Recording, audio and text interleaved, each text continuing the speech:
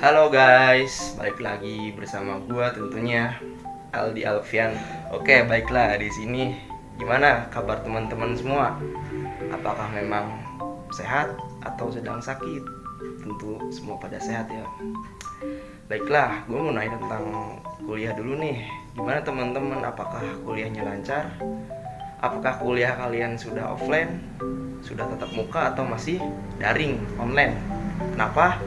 Karena di sini gue membahas tentang sistem perkuliahan atau sistem pendidikan yang ada di Indonesia karena memang pada dasarnya banyak sekali terjadi dan pro dan kontra. Banyak sekali terjadi pro dan kontra mengenai kuliah daring seperti ini. Kenapa? Ya, karena terjadi perdebatan di antara itu, apakah memang sistem ini efektif atau tidak. Nah, di sini gue membahasnya. Penasaran? Cekidot. Apakah pembelajaran atau pendidikan daring seperti ini apakah memang efektif atau tidak? Sebelumnya saya akan menjelaskan tentang latar belakang terjadinya pendidikan daring seperti ini.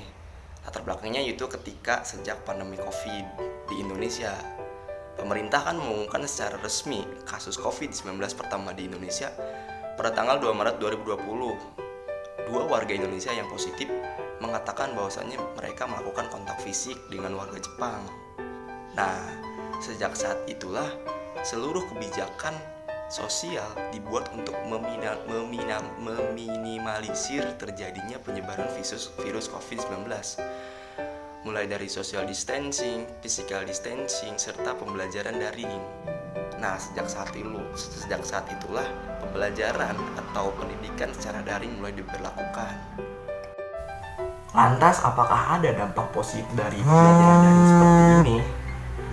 Menurut riset yang telah saya cari, memang ada dan banyak dampak positif dari pembelajaran daring seperti ini. Di antaranya, dampak positif yang dirasakan adalah semakin terampilnya para guru atau siswa dalam menggunakan teknologi.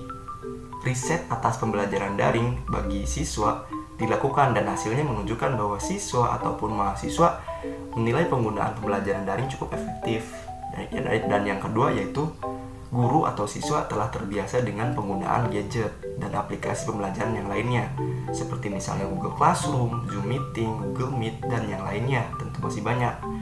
Dan yang ketiga yaitu siswa juga dapat meningkatkan kemampuan belajarnya secara mandiri. Saat ini pelaksanaan pembelajaran daring telah memasuki periode ketiga semester sejak Maret 2020.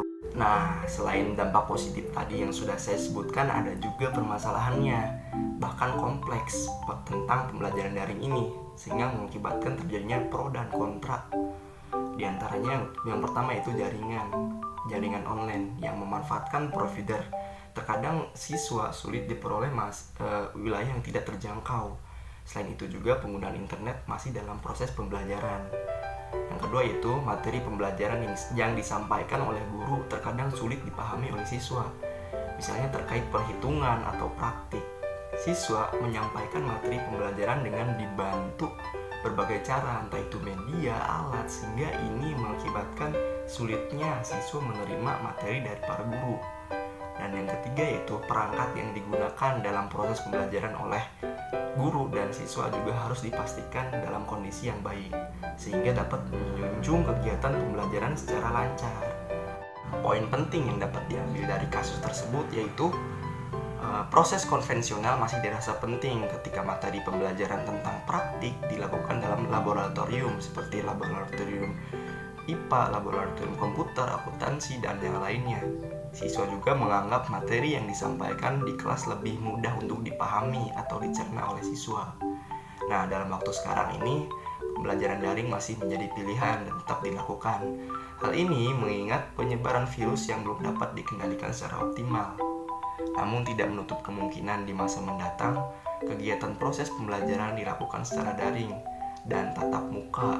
Mungkin hanya itu materi yang dapat saya sampaikan.